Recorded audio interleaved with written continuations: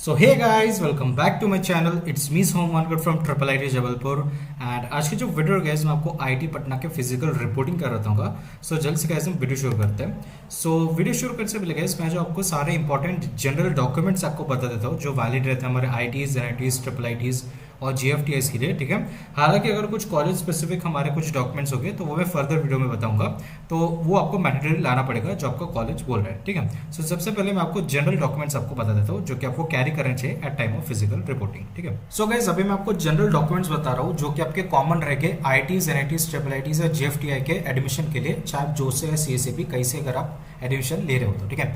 सो यहाँ पे अगर आप देखो गाइस, यहाँ पे मैंने आपको डॉक्यूमेंट टाइप और टाइटल आपका मेंशन कर रखा है। सो सबसे पहले जो इंपॉर्टेंट डॉक्यूमेंट आपको लानी है आपकी ओरिजिनल प्रोविजन एडमिशन लेटर या अलॉटमेंट लेटर या ऑफर लेटर, ठीक है। सो ये जो है ये आपको कहाँ से मिलेगा, जैसे आपको सीट अलॉट होगी जो से या सीएसएपी में, वही भी आपको ऑप्शन आएगा डाउनलोड का। तो आपको ये जो है एडमिशन लेटर, अलॉटमेंट लेटर या ऑफर लेटर जो कुछ है वो आपको लाना पड़ेगा, ठीक है। ओरिजिनल आप इसकी कलर प्रिंट आउट निकालो और उसकी जेरोक्स कॉपी भी आप साथ में रखो, ठीक है। जेरोक्स कॉपी जो भी मैं आपको मेंशन कर रहा हूँ यहाँ पे, आपको 2 या 3 कॉपी आप रखो साथ में, ठीक है। सो यहाँ पे अगर आप देखो नेक्स्ट जो डॉक्यूमेंट आता है आपका जेडब्ल्यू मेन का, जेडब्ल्यू मेन या जेडब्ल्यू एडवांस का आपका स्कोर कार्ड है, एडमिट कार्ड, ठीक है। सो आपका जो भी स्कोर कार्ड और एडमिट कार्ड होगा जेडब्ल्यू एडवांस या मेन का, वो आपको लाना पड़ेगा ओरिजिनल, कलर प्रिंट आउट निकालो एज वेल एज उसकी जेरोक्स कॉपी भी आप रखो साथ में, ठीक है, 2-3 कॉपी। देन उसका आपका क्लास 10th की मार्कशीट, ठीक है, चाहे आप सेंट्रल बोर्ड सीबीएसई से हो या आप स्टेट गवर्नमेंट बोर्ड से हो, कोई भी बोर्ड से आपको class 10th as well as class 12th की भी आपको मार्कशीट लगेगी, both original as well as xerox copy आप निकालो, ठीक है, 2-3 कॉपी आप रखो साथ में। देन अगर आप लाइक स्कूल या कॉलेज जहाँ से भी अगर आप पास आउट हो गए, ठीक है, वहाँ से आपको transfer certificate, character certificate, migration certificate, ये 3 आपको सर्टिफिकेट आपको ओरिजिनल लाने पड़ेंगे एज वेल एज आप उसकी क्या करो जेरोक्स कॉपी ला लो, 2-3 कॉपी, ठीक है। आधार कार्ड और पासपोर्ट साइज फोटोग्राफ आपको लगेंगे, ठीक है। आधार कार्ड आपको ओरिजिनल भी लाओ एज वेल एज आप उसकी जेरोक्स कॉपी भी लेके आओ as well as passport size photograph, ठीक है। 5-10 फोटोग्राफ्स आप रख लो साथ में, ठीक है। कहीं ना कहीं आपके यूज हो ही जाते हैं एडमिशन प्रोसेस में, आप मिनिमम 10 तो आप लेके आओ पासपोर्ट साइज फोटोग्राफ, ठीक है। कलर लेके आओ, ओरिजिनल लेके आओ, अच्छे लेके आओ, ठीक है। Then receipt of balance fee payment और एनी अदर पेमेंट्स, ठीक है। सो आपने जो सा सीसी में जो भी आपका एडवांस पेमेंट या जो भी अपने पैसे भरोगे ना, उसकी प्रॉपर रिसिप्ट का प्रिंट आउट लेके आओ, ठीक है। एंड बैलेंस फी कैसे होगी, जैसे ही आप एडमिशन करोगे वहाँ पे आपको बैलेंस फी पे करनी पड़ेगी फर्स्ट सेमेस्टर की, ठीक है। सो उस वो जो भी आप पेमेंट कर रहे हो उसका भी प्रॉपर आप जो है रिसिप्ट रखो साथ में, वो भी आपको ओरिजिनल और जेरोक्स कॉपी आप लेके आओ, 2-3 कॉपी, ठीक है। देन नेक्स्ट जो आता है हमारा एंटी रैगिंग और एंटी ड्रग डिक्लेरेशन फॉर्म, ठीक है। ये जो है ये आपको जो है प्रॉपर एक फॉर्मेट में आपको लाना पड़ेगा, ठीक है, और वो भी स्टैम्प पेपर पे 50 रुपए के, ठीक है। सो ये कैसे, इसका जो फॉर्मेट है, एक तो आपको जोसा में अवेलेबल होगा, ठीक है, यूजुअली नहीं होगा उस पर, बट आपके जो कॉलेज का जो फॉर्मेट होगा उस हिसाब से आपको लाना ही पड़ेगा ये एंटी रैगिंग या एंटी ड्रग डिक्लेरेशन फॉर्म, ठीक है। सो ये होता क्या है, एंटी रैगिंग एफिडेविट फॉर्म, ये बेसिकली आपको जैसे एक डिक्लेरेशन लेते हैं कि आप रैगिंग या ड्रग नहीं करोगे, ठीक है। सो आपको क्या करना पड़ेगा, आप सिंपली कैसे लाना है आपको, ठीक है, आप क्या करो, फॉर्मेट ले लो आपके, ठीक है, कॉलेज के वेबसाइट से, वो फॉर्मेट आप क्या करो, वो फॉर्मेट आप लेके जाओ किसके तरफ, नोटरी वाले के पास, ठीक है। जो एडवोकेट होते हैं, ठीक है, उनके पास लेके जाओ, वो नोटरी वाले होते हैं। वो नोटरी वाले क्या करते हैं, स्टैम्प पेपर पे आपको 50 रुपए के स्टैम्प पेपर पे आपको ये एफिडेविट बना के दे देंगे, ठीक है। ध्यान रखिए स्टूडेंट का भी लाना है और पेरेंट का भी आपको लाना है, ठीक है। अगर आपका कॉलेज बोल रहा है कि सिर्फ स्टूडेंट का चाहिए तो आप सिर्फ स्टूडेंट का लाओ, अगर वो दोनों मांग रहा है तो आपको दोनों लाने पड़ेंगे। एज पर कॉलेज ये वैरी करता है, बट यूजुअली आपके दोनों लाने पड़ते हैं, ठीक है। कुछ कॉलेज मांगते भी नहीं है, अगर आपके डॉक्यूमेंट लिस्ट में मेंशन नहीं है तो ये लाने की जरूरत नहीं है, ठीक है। बट यूजुअली मोस्ट कॉलेज आपके ये प्रेफर करते हैं मांगने के लिए, ठीक है। फिर anti drug declaration form, usually भी एक ऑनलाइन वेबसाइट होती है एंटी ड्रग डिक्लेरेशन की, वो भी आपको फर्दर वीडियो में बताऊंगा, या फिर अगर इसका कुछ फॉर्मेट है स्पेसिफिक आपका जोसा या फिर आपके कॉलेज के वेबसाइट पे, आपको वो लाना पड़ेगा, ठीक है। देन उसके अलावा गाइस नेक्स्ट जो आपका मेडिकल सर्टिफिकेट, ठीक है, ध्यान रखिए मेडिकल सर्टिफिकेट आपको लाना पड़ेगा एज पर जोसा फॉर्मेट ओनली, ठीक है। इसका फॉर्मेट मैं आपको बताता हूँ। सो ये प्रॉपर आपका जो है मेडिकल प्रैक्टिशनर या आप बोल सकते हो डॉक्टर से आपको प्रॉपर इशू करवा के लाना पड़ेगा, ठीक है। लेकिन अगर आप जोसा या सीएसएबी से आ रहे हो तो आपको यही फॉर्मेट पे आपको लाना पड़ेगा, ठीक है। सो ये देखो ये फॉर्मेट है हमारा मेडिकल सर्टिफिकेट का। सो यहाँ पे आप देखो ये मेडिकल सर्टिफिकेट का फॉर्मेट है, प्रॉपर इसकी कलर प्रिंट निकालो, ठीक है, और आपके डॉक्टर से इसको साइन करा के ला लो, ठीक है। प्रॉपर यहाँ पे आपके डिटेल्स होने चाहिए, हाइट, वेट, कुछ बीमारी वगैरह क्या वो सब यहाँ पे आप मेंशन करो, ठीक है। एंड जो ऑनेस्ट है वही आप लिखो, ठीक है। सो इसकी ओरिजिनल और जेरोक्स कॉपी भी आप ला लेना। देन नेक्स्ट जो आता है गाइस हमारा कैटेगरी सर्टिफिकेट आता है, ठीक है। कैटेगरी सर्टिफिकेट बहुत इंपॉर्टेंट चीज़ है। अगर आप ओबीसी, एससी, एसटी या ईडब्ल्यूएस कैटेगरी से हो, प्रॉपर आपका कैटेगरी सर्टिफिकेट होना चाहिए in the central government format which should align with जोसा सीएसएबी फॉर्मेट, ठीक है। अभी और एक चीज़ ध्यान रखो, अगर आप ओबीसी ईडब्ल्यूएस कैटेगरी के हो तो आपका इशू जो सर्टिफिकेट है, आपका जो कैटेगरी सर्टिफिकेट है वो 1 अप्रैल 2025 के बाद का होना चाहिए, ठीक है, ऑन और आफ्टर 1 अप्रैल 2025, ठीक है। सो इसमें अगर आप देखो, अगर आप स्टेट गवर्नमेंट का अगर आप फॉर्मेट लाते हो कैटेगरी सर्टिफिकेट तो यूजुअली एक्सेप्टेबल नहीं होता है, आपको सेंट्रल गवर्नमेंट का फॉर्मेट ही लाना पड़ेगा। एंड ध्यान रखिएगा गाइस, अगर आपके पास है ये स्टेट गवर्नमेंट का कैटेगरी सर्टिफिकेट वो भी आप साथ में रख लो, ठीक है, बट यूजुअली आपका जोसा सेंट्रल गवर्नमेंट फॉर्मेट में होना चाहिए, ठीक है।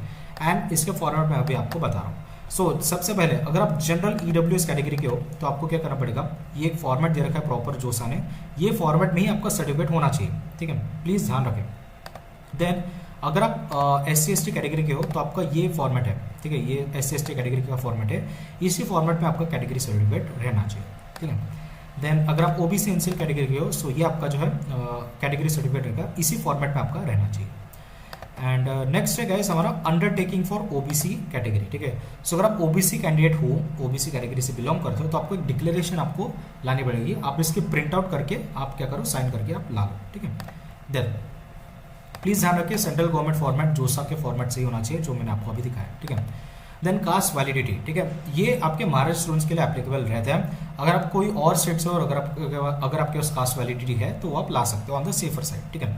सो यहाँ पे कास्ट वैलिडिटी महाराष्ट्र स्टूडेंट्स के लिए बहुत ही मैंडेटरी है। ये वो फॉर्मेट है सेंट्रल गवर्नमेंट का आपका जोसा का, और ये सिर्फ एनआईटी प्लस सिस्टम के लिए, ठीक है, ध्यान रखें, ये जो है एनआईटी प्लस सिस्टम के लिए ही यहाँ पे मेंशन कर रखा है।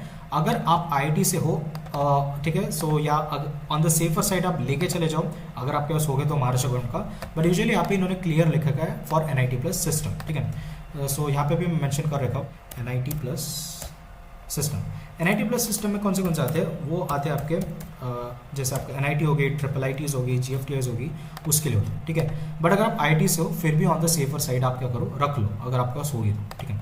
देन उसके बाद format for PWD, disability, dyslexic. अगर आप पीडब्ल्यूडी हो, डिसेबल हो या डिसलेक्सिक हो तो प्रॉपर आपके फॉर्मेट में जोसा के फॉर्मेट में आपको सारे सर्टिफिकेट्स आपको लाने पड़ेंगे, ठीक है। जैसे पीडब्ल्यूडी का फॉर्मेट है तो आपको प्रॉपर इसी फॉर्मेट में आपको आपका सर्टिफिकेट इशू कराना पड़ेगा, ठीक है। Then category change to general format, ठीक है, किसी रीजन से हो सकता है आपकी कैटेगरी जो है इनवैलिड हो या तो आपको जनरल कैटेगरी में आपको कन्वर्ट करना पड़ेगा, ठीक है, या कोई भी अगर आपका सर्टिफिकेट नहीं हो तो आपको कैटेगरी चेंज करना पड़ेगा। सो जैसे मान लो कि अगर आप ओबीसी कैटेगरी से जनरल कैटेगरी में अगर आप कन्वर्ट हो रहे हो तो आपको ये फॉर्मेट में आपका सर्टिफिकेट आपको साइन करना पड़ेगा, तभी आपको एडमिशन मिलेगी as per general category seat. Then अगर आप एस सी हो, ठीक है, किसी रीजन से आपका सर्टिफिकेट नहीं बना या आपके इनवैलिड या आपके जो सर्टिफिकेट है वो आपके मतलब आपके जो है वैलिड नहीं ठहरा गया ऑफिशियल अथॉरिटीज़ के थ्रू, तो आपको category change to general category का फॉर्मेट आपको भरना पड़ेगा, ठीक है। सो ये प्लीज़ आप ध्यान रखें। देन उसके अलावा डीएस सर्टिफिकेट आपका होता है for child of arm forces, ठीक है। सो अगर आप आर्म फोर्सेस हो, ठीक है, अगर आप to the children of arm forces personnel killed, disabled और मिसिंग इन वॉर्स, अगर आप इस टाइप के कैंडिडेट हो या स्टूडेंट हो तो आपको ये फॉर्मेट में आपको सर्टिफिकेट आपको लाना पड़ेगा, ठीक है। देन अदर्स में आपको फॉर्म विड्रॉल, अगर आप जोसा से या सीएसबी से विड्रॉ कर रहे हो तो आपको जो है ये फॉर्म आपको भरना पड़ेगा, ठीक है, सीएसबी का अलग रहेगा। एंड देन आपका टॉप 20 परसेंटाइल की अगर हम बात करेंगे, सो यहाँ पे जो है अगर आप टॉप 20 परसेंटाइल में आते हो तो आपको एक सर्टिफिकेट इशू करना पड़ेगा बाय स्कूल बोर्ड्स, ठीक है, ये आप ला लेना प्रॉपर इसी फॉर्मेट में। उसके अलावा गाइस आपको जो है इनकम सर्टिफिकेट लाना पड़ेगा, ठीक है, for all general OBC EWS category candidates जिनके family income 1 lakh to 5 lakh के बीच में या फिर लेस देन 1 लाख है, ठीक है, to avail the tuition fee waiver and scholarships, ठीक है। सो अभी क्या है कि आपको पता है कि ट्यूशन फी वेवर रहती है और स्कॉलरशिप्स रहती है, ठीक है, इन सर्टन क्राइटेरियाज पे, इनकम क्राइटेरियाज पे, तो आपको एक प्रॉपर जो है आपको इनकम सर्टिफिकेट लाना पड़ेगा करंट फाइनेंशियल ईयर का, प्लीज ध्यान रखिए करंट फाइनेंशियल ईयर का आपको लाना पड़ेगा, ठीक है। एंड यहाँ पे फैमिली मेंशन्ड है, ठीक है, please note take care of that. So इसका आपको original as well as xerox photocopy भी लानी है, ठीक है। एंड इसके अलावा मैंने यहाँ पे भी आपको बताया था, सो जैसे आप इसको क्लिक करोगे यहाँ पे आप देखो income and asset certificate to be produce by EWS category students, ठीक है। सो देन आगे बढ़ते हैं। सो यहाँ पे डेट ऑफ बर्थ सर्टिफिकेट आपको लगेगी, ठीक है, on the safer side of लेके आओ, ठीक है।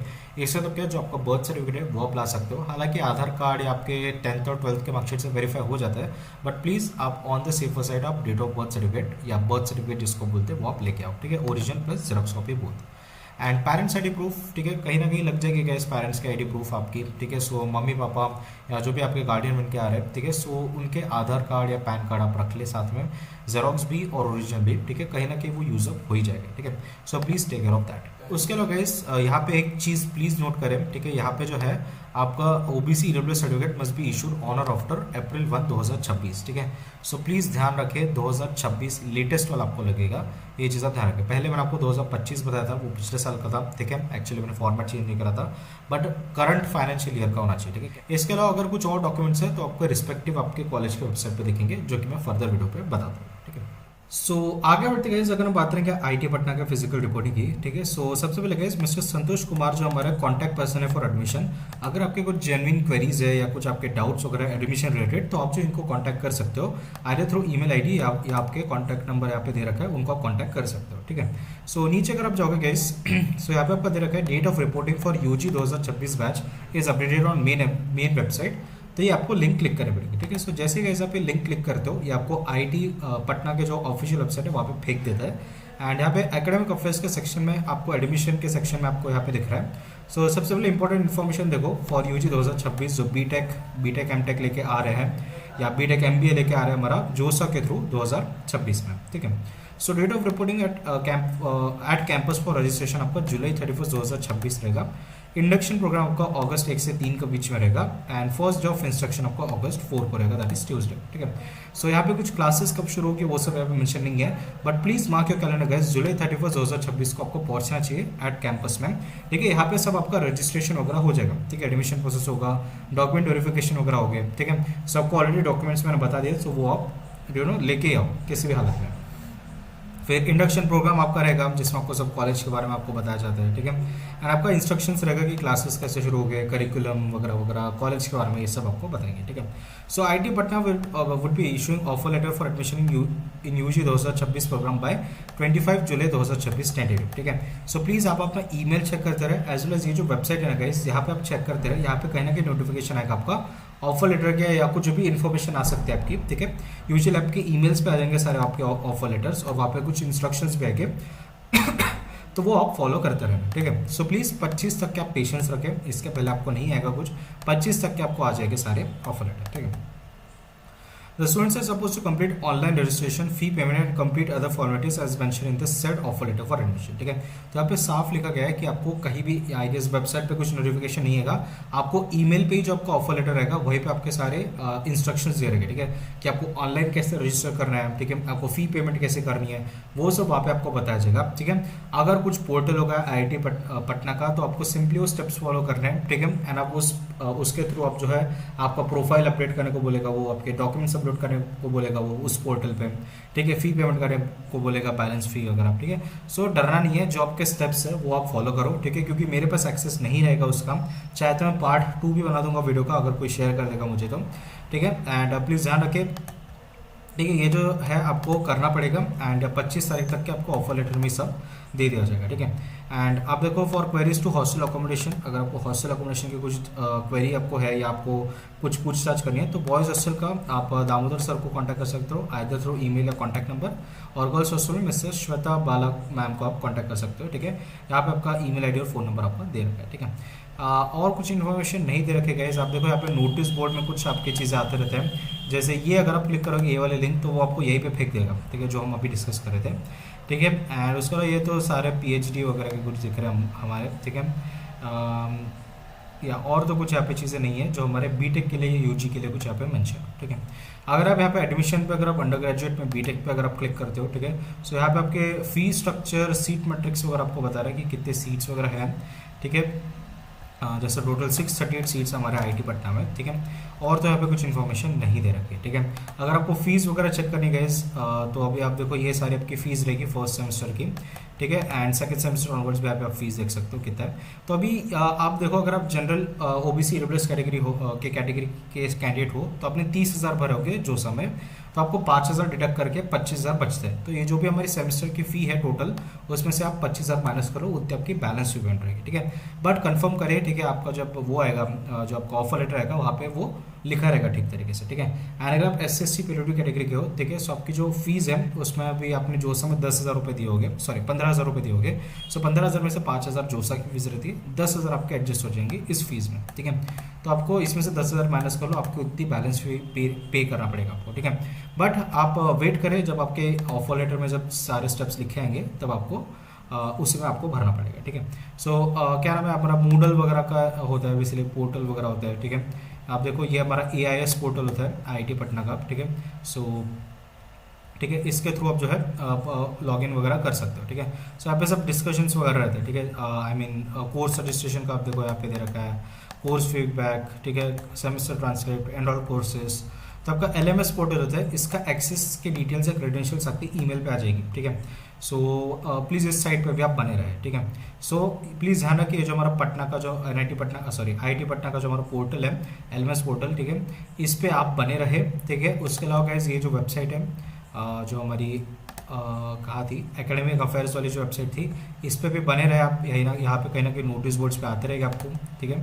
फिर उसके अलावा गाइस आप जो ईमेल चेक करते रहे, ठीक है, कहीं ना कहीं आपको जो है डिटेल्स आते रहेंगे, उसमें ऑफर लेटर आता रहेगा, ठीक है।